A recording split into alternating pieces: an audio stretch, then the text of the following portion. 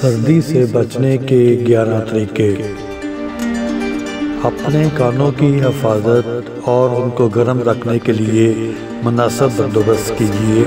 ننگے پاؤں چلنے سے بچیے اور موٹی جرابیں، موزے اور بند جوتوں کا استعمال کیجیے۔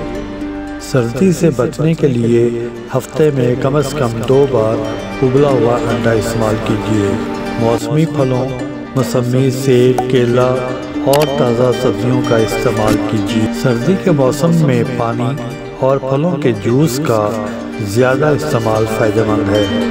سردی کے موسم میں ٹھنڈے اور خشک موسم کی وجہ سے پاؤں کی ایڑیاں اور ہونٹ خشک ہو کر پھٹ جاتے ہیں۔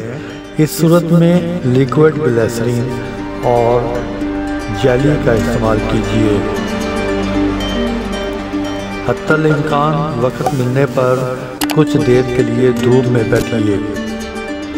سردی کے موسم میں اکثر نزلہ زکام ہو جاتا ہے۔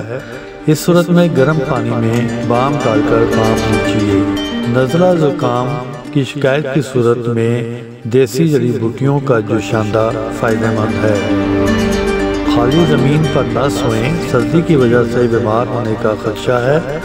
موٹا کپڑا بچھا لیجیے یا موٹا بستر استعمال کیجیے۔